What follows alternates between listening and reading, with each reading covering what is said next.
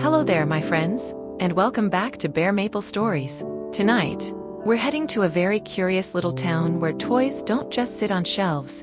They build, stack, and tumble their way into adventures. This story is called the Toy Tower of Tumbletown. Imagine a tower made of toys, reaching higher and higher. But what happens when it starts to wobble? Well, that's what we're about to find out together. So, find a comfy spot, snuggle in, and let your imagination climb with us as we begin our gentle journey. Margo had so many toys, her mom sometimes joked, if we piled them all together, we'd block the sun. There were towers of building blocks, stacked like tiny skyscrapers, a stuffed giraffe wearing a tiara, and a dollhouse so big it needed its own toy-sized garage.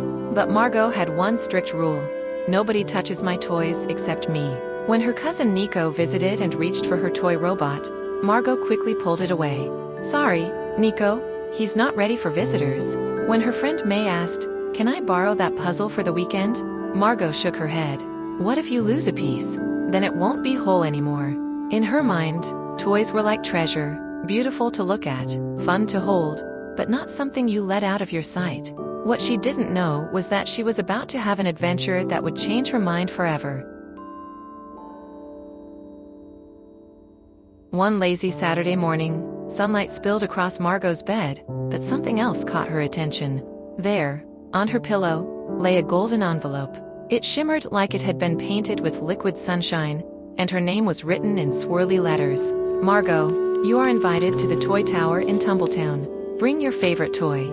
She looked around her room. The door was closed, the windows were shut. How? She whispered, turning the envelope over.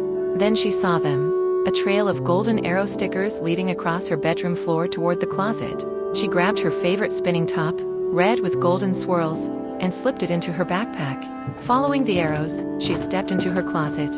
Stepped right out into another world. It was unlike anything she had ever seen. Buildings made of giant Lego bricks. Roads paved with dominoes that clicked under her sneakers. Rubber duck fountains spraying rainbow mist into the air. Above her, kites floated like lazy clouds, each with a cheerful, painted-on smile. In the distance stood the Toy Tower, a spiraling skyscraper made of every toy imaginable: dollhouses, yo-yos, marbles, train tracks, and even swings. A toy soldier with a shiny blue jacket and golden hat marched up to her. Welcome, Margo. Today is the Great Toy Climb.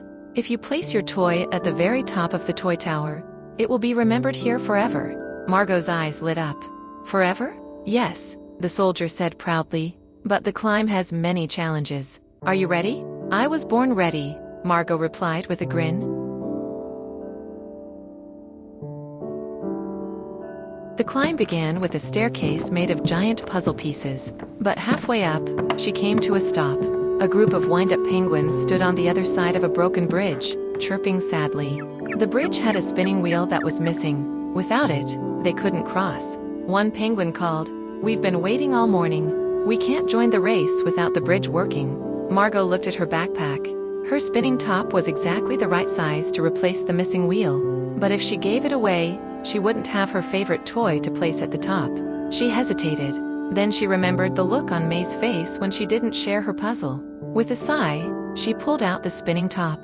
Here, try this. The penguins slid it into place, wound it, and click, the bridge spun open. They waddled across, cheering. Thanks, Margo, we owe you. She kept climbing, feeling oddly lighter than before.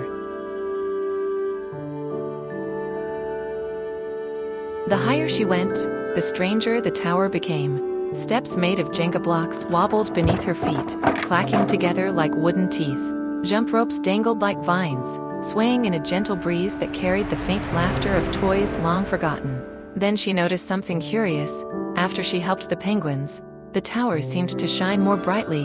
The toy bricks glowed with a soft golden light, and even the wind felt warmer, wrapping around her like a gentle hug, as if the whole tower approved of her kindness. Suddenly, the penguins appeared again, this time fluttering their little wings to lift her over a tricky gap.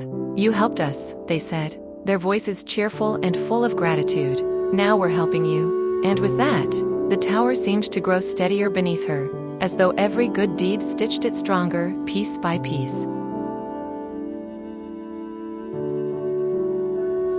At the next level, Margo found a group of toy horses struggling in a puddle of sticky mud made of melted chocolate coins. Their hooves were stuck fast, and each step only made them sink deeper. They need stepping stones, Margo thought, her heart racing.